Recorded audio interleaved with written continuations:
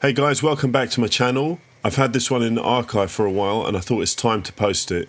So let's kick things straight off with flattening this slab. What we're going to do is we're going to make a knife block, a magnetic one at that. I'm using a beautiful piece of Bubinga for the main body. This particular piece has some beautiful grain on it, as you'll see later on in the video when it gets finished.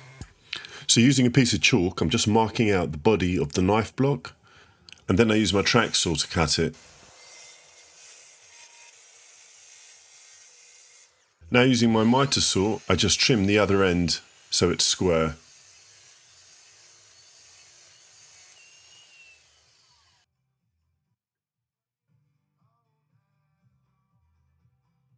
Here I'm just trying to figure out the angle at which I want it to lean.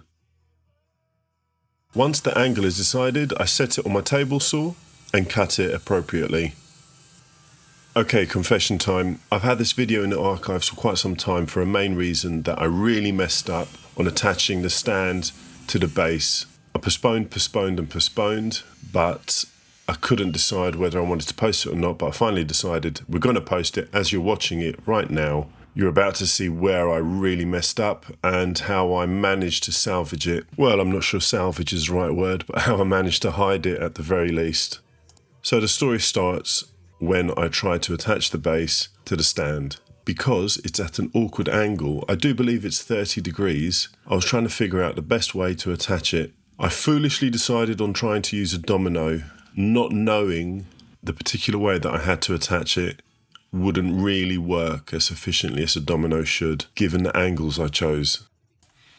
Okay, so the issue lays with the angles at which the domino sits flush on the base and the stand of the knife block. The stand has a outside 60-degree angle from where it sits, and the base has a 30-degree angle from where it sits.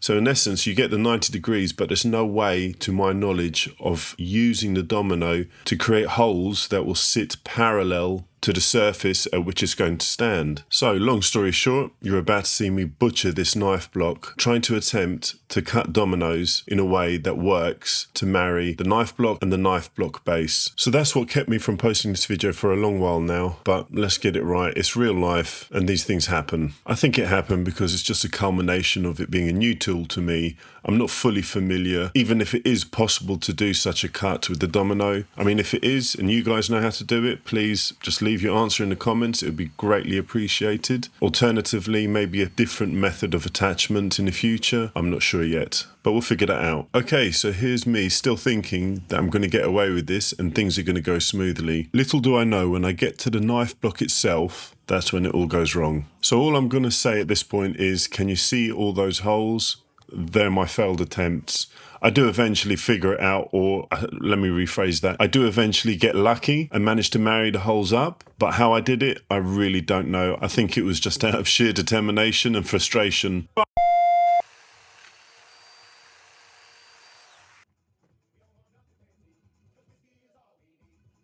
Okay, so finally, light at the end of the tunnel. I managed to attach the stand to the base. And now I'm just going to do some routing around the corners. I'm going to cut the strip out for the magnets. I use a dado stack from CMT to cut out the channel. Once that's done, I'll cut a piece of lemon wood, process it, and then get it to size, ready to slip in and cut the recess for the magnets to sit.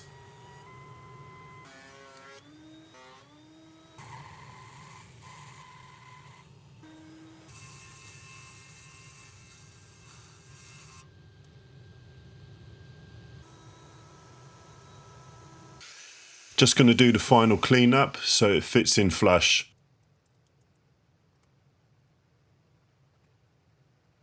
For this, I wanted to use my shape of origin. So I set up the workstation, put the piece of wood on, and away we go.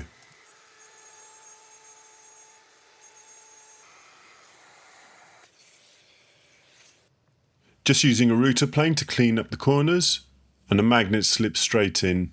I'm now using bits of polystyrene to act as a buffer so the magnets don't rock around when it sits into the knife block.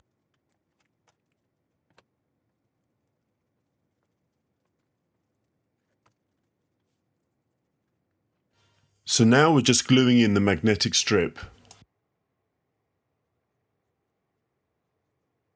Once that's cured, we're going to run it through the drum sander so it's nice and smooth. This will begin our initial sanding process.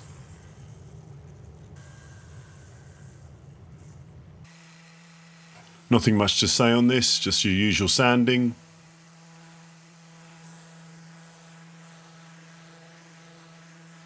A nice little water pop, ready for the final sand.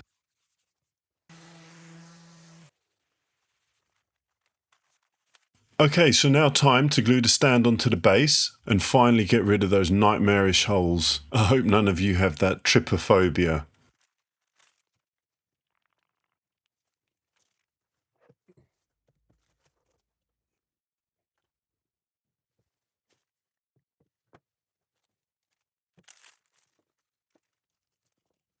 Okay, so that's all clamped in place. Time to just remove the excess glue using a plastic straw. Now that's cured, I'm just giving the base a final sand, and this ensures that it sits flat with any surface it goes on.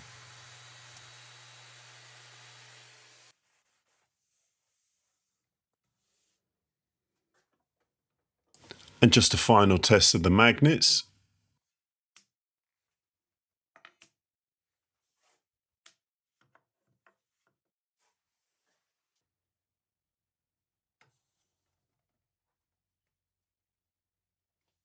And now just time to apply the finish. Here I'm just using some mineral oil. So guys, let me take the opportunity that if you've made it this far, please consider smashing the like button, especially if you've taken something away from this, not to make the mistakes I have. And if you haven't already, consider subscribing if you want to see more videos like this in the future, and also tool reviews. It means a great deal to my channel as I'm starting to grow it, and it's at its early stages, so every little helps. So here we have it, the finished piece. I'm just going to remove the excess mineral oil with a cotton towel.